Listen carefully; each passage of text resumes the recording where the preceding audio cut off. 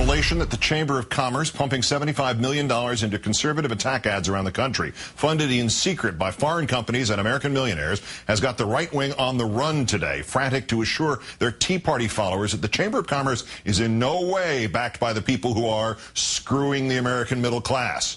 How do we know this? Because in our fourth story tonight, A, new poll shows that most Americans do not trust these shadowy ads. B, they want to know who is standing in the shadows. And C, because the voice of the Tea Party himself came out today assuring his listeners, hey, the Chamber is just ordinary folks, even as he, in the same breath, admitted how little even he knows about the Chamber. Tim Kaine, the Democratic National Committee chair, today compared the explosion in secret funding of American campaign ads to Watergate, another story much of the mainstream media ignored until the scope of the scandal was made clear through the diligence of individual reporters like Woodward and Bernstein, Dan Rather, Jack Nelson, and others.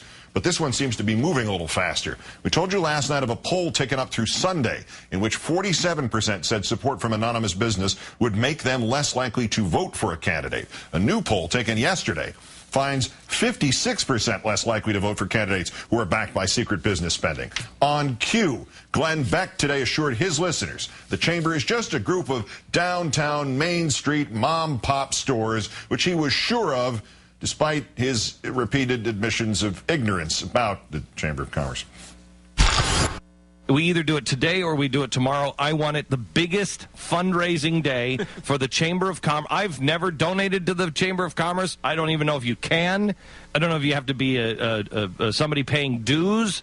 I don't know. It does appear that you can, yes. It does? Yes. I would like to make this the biggest fundraising day in the Chamber's history.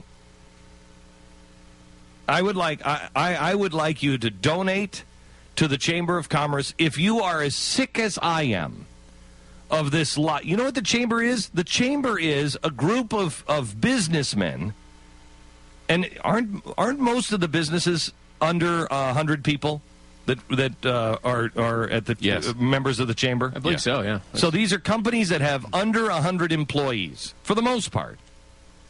These are your local downtown businesses. It's if you're in Chicago and the Tribune is downtown. Back with us once more on this story, Faz Shakir, editor-in-chief of Think Progress, which, of course, first broke the story. Thanks again for your time tonight, sir. Thank you, Keith. That Watergate comparison, that might strike some people as hyperbolic. What do you think?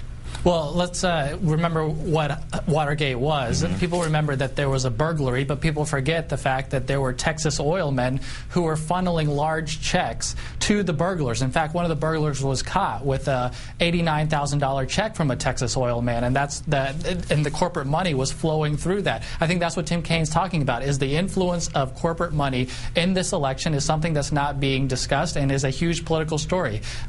Texas oil money, for instance, right now is flowing into California to defeat its state's clean energy law. We have a reporter out there, you've reported on this, that Valero and Tesoro, Texas-based companies, are trying to subvert California's law. In addition to Prop 23, you've got Karl Rove's group, you've got the Chamber of Commerce, you've got Newt Gingrich's group, you've got Club for Growth, you've got Fox News, all of these corporate interests that are trying to subvert democracy with their huge amounts of money and deep pockets. And I think that that's what Tim Kaine's getting at. It's not being reported, and we're trying to dig at it.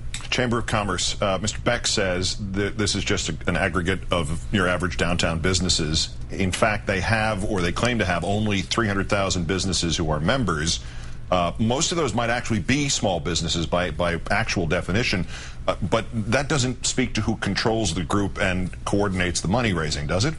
Yeah, Glenn Beck, he's a $50 million small business. He's one of those. I do applaud Glenn Beck, though. He came out and said he's going to give a $10,000 check to the Chamber, so he's hopefully going to start a wave, right? We're going to hear disclosure. Who else is going to join Glenn Beck and come out and announce that they are, too, also giving to the Chamber of Commerce? That would be a wonderful event. But I think, what I think the Glenn Beck story is highlighting is the fact that he's got a relationship with the Chamber. It goes back. He's actually appeared at events with Tom Donahue, and while while he pretends to be this populist hero, in fact, I mean, he's somebody who's standing up for the Chamber's agenda of outsourcing jobs and reducing tax cuts for the rich. And of course, a lot of these things are things that would benefit Glenn Beck personally. So the idea, the sort of assumption one would have that there was some sort of stupidity factor in here, some sort of conflation between those local chambers of commerce, which are, you know, very often exactly the way Mr. Beck erroneously described the national one, the U.S. group.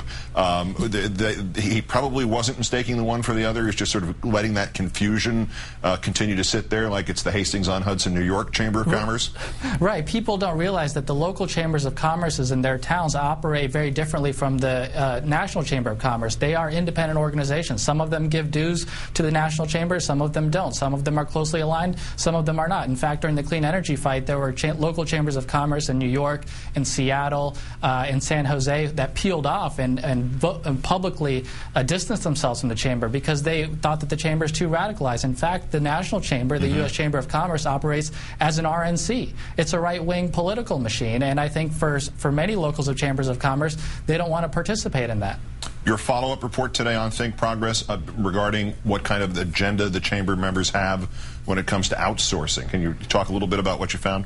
Yeah, yesterday, you know, we reported that there were at least 84 companies that are foreign-based that are donating money or giving money to the Chamber of Commerce. We dug through those 84 companies and identified at least 7 of whom are based abroad that are proud and explicitly describe the value of outsourcing, that that's what they want, and that's their agenda, and that's why they give money to the Chamber of Commerce, because they're for outsourcing. Tom Donahue has talked about it. He's the president and CEO of the Chamber of Commerce. He said there's a great value in outsourcing. And so the Chamber's agenda is clear, and I think that's why the foreign money is particularly important. And I think it puts the candidates in a box, quite honestly, Keith. People like Bob Gibbs in Ohio, we just talked to, I had a reporter out there in Ohio, people like that who are, their agendas now have to come clean. They've been talking about government and jobs, but now the Chamber is going to pull, having a connection to the Chamber pulls the cloak off their agenda, therefore corporate interests. Faz Shakir, Editor-in-Chief of Think Progress, once again, thanks for your reporting on this. Sure, thank you.